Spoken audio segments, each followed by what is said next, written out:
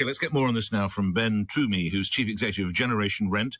We've spoken before, but just explain what Generation Rent is all about, Mr. Twomey. Good morning. Morning, Nick. Thank you so much. We're the private tenants' voice across the UK, so we're standing up, in this case, for the 11 million renters in England who are facing Section 21 no-fault evictions every 15 minutes at the moment. Now, we've got some figures. Between April and June of this year, there were 2,200 such no-fault evictions. What leads to them, Mr. Twomey? So there's a number of reasons that a landlord might decide to do a Section 21. The point of the legislation, though, is that there's no reason at all needs to be provided. So it's difficult to understand exactly what's going on. The fear for us is that tenants, when they complain about situations, about the low quality or unsafe things in their own home, there can be retaliatory evictions. So every tenant has a serious power imbalance with their landlord, which means the landlord can choose to evict them at a moment's notice for any reason whatsoever. It's just solely in the private sector, is it? I assume.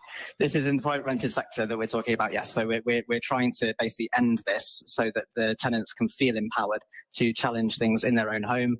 We can make sure that if rents can't go up disproportionately, because at the moment you can challenge a rent increase to make sure it's only up to the market rate. But if you win that challenge and the landlord has to keep the rent down, they can just evict you and put someone else in that home that's willing to pay more. How common is that? I know you gave me numbers, but how often is it as a result of a challenge over the actual rental rate?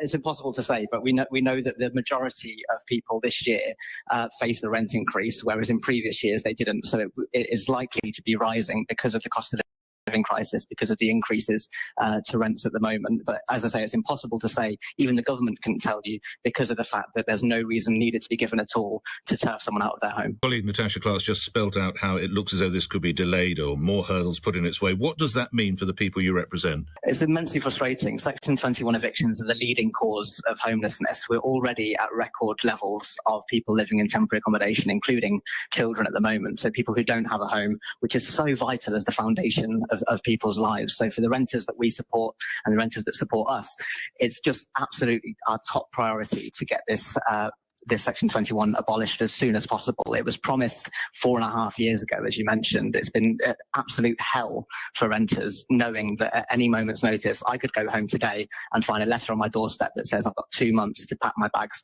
and go, and good luck finding another place, or else I'm on the streets. And yet I will in a moment, lastly, Mr. Twomey, I know I'll be taking calls from people who are landlords who will be saying it is impossible to get people who've been rented out of their property, even if they haven't paid their rent. How do we marry the two here? Well, in the Renters Reform Bill, there's nothing for good landlords to fear. There are other grounds that allow you to remove tenants behind on their rent. It is a lengthy process to get someone out. It is, and it always has been. The reform in the courts, we absolutely support a functioning, fair justice system. That is something that needs to happen. But the government's had a long time to think about this. If they remove Section 21, they'll introduce other grounds. Maybe the courts will be as slow as they always have been, but at least landlords can't have retaliatory evictions of their tenants anymore.